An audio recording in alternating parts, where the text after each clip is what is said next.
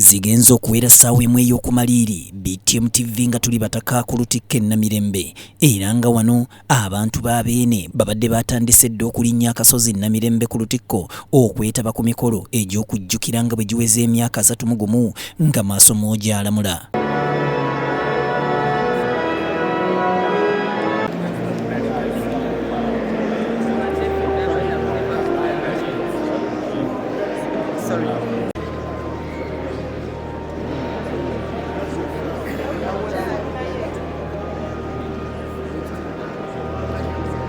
Ebyokwerinda bibadde binywezeddwa era nga buli muntu kabibeera ebidduka nga bisooka kukeberebwa okuyingira.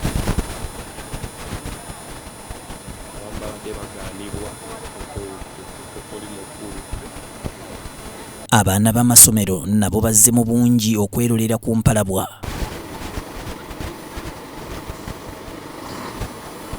Ebyensanyusa wabweru wa Lutikko mwana wattu bibadde bya muggundo nga bikulembeddwa mu brass band okusobola okubugiriza abagenyi ababadde bayingira mu bungi.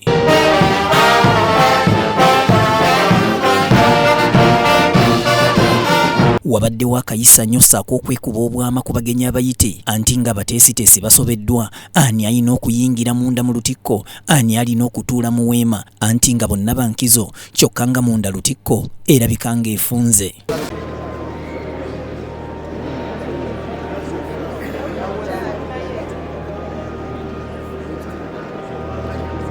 Mu ssaawa 3 ez'akalasamayanzi ebikonge bitandise okutuuka omubadde bakatikkira abaawummula nga bakulembeddwamu Mulwanya Muli Ssemwogerere n'abalala okuva mu gavumenti eya wakati ssaako n'ey'Emmengo. Bene olw'okutuwa omukisa okujaguza kuno bannaddiini omubadde ababuulizi baleverandi n'abalabirizi bano nga bakulembeddwamu Ssaabalabirizi Kazimba Mugalu so nga n'amaddiini amalala nago gakiikiriddwa omubadde abasiraamu abakiikiriddwa Supreme Mufti Galabuzi, Abakatuliki, Abadiventi wamu n'Abathodokisi.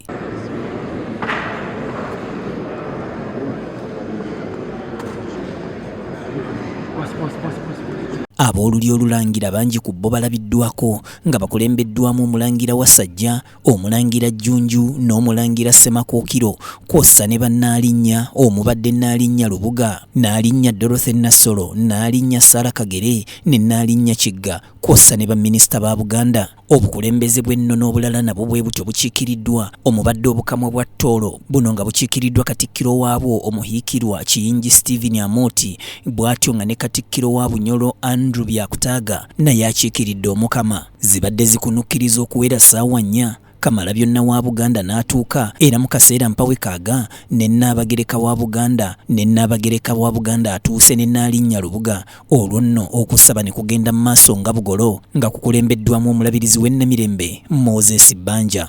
So omulabirizi w'e Namirembe Katonda akozese namwe mbagaliza ekiseera ekirungi.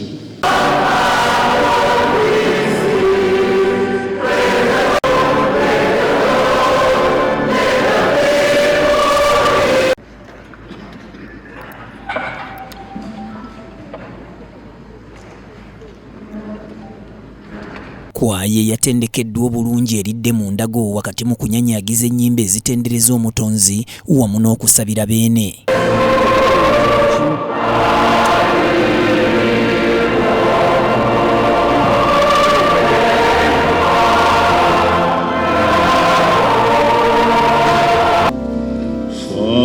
Abaana bo tukwebaza nnyo olw'ensi yaffe gye watuwa eringa omubisi gw'enjuki.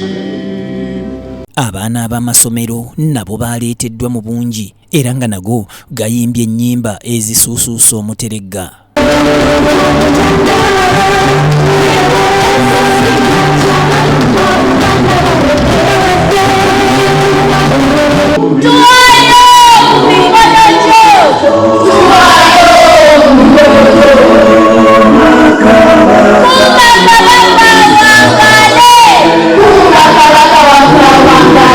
nga bwe kiri nti omuntu talina kugenda mu nnyumba ya Mukama ngalonsa, bwe bati abakkiriza baweddeyo eri Omukama. Oluvannyuma Maaso Mooja asiimye n'ayogerako eri Obuganda ng'ayita mu tekinologiya anti abadde butereevu okusinziira mu lubiri.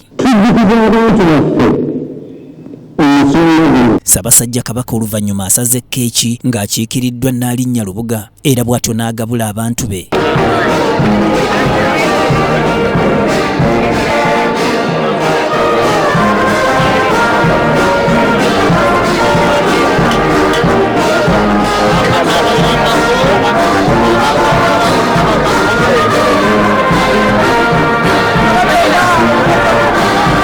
Otyo embeera bwetyo bwetambudde olunaku olwaleero ssaawa zigenza okwera 12 nga tuli bataka ku Lutikko era nga abantu bazze mu bungi nnyo nga bwe kyabadde kiteekeddwa nti abantu abasoba mu mutwalo omulamba be basuubirwa ku Lutikko wano e Namirembe. Omukolo gukulembeddwamu Ssaabalabirizi w'ekkanisa ya Uganda Stephen Kazimba Mugalu era ng'ebikonge bingi nnyo bibaddewo okuva mu Bwakabaka obw'Ettoolo, okuva mu Bukama obwa Bunyolo, bonna babadde bakiikiriddwa bakatikkiro baabwe era nga ebikongo okuva mu gavumenti eya wakati bibaddewo, okuva mu gavumenti ey'Emmengo nabyo bibaddewo. Omukolo gubadde munyuvu nnyo kubanga ne Ssaabasajja Kabaka wa Buganda ayogeddeko eri Obuganda wammaggwe enduulu netta abalabi era oluvannyuma asiimye n'agabula Obuganda. Wakati mu kugabula Obuganda olw'okuba nti abadde taliiwo mu buntu akiikiriddwa Nnaalinnya Lubuga era bw'atyo yakoze omukolo ogw'okugabula Obuganda bw'asaze keeki era oluvannyuma lw'okusala keeki ekire ky'enkuba namutikkwa kiyiise wammaggwe ng'akabonero ak'omukisa. Tubadde tetuyinza butagiryako bw'atyo kubanga Ssaabasajja abadde asiimye agabule. Kabuye Israel, Kavuma Ibrahim, BTM TV Community Report.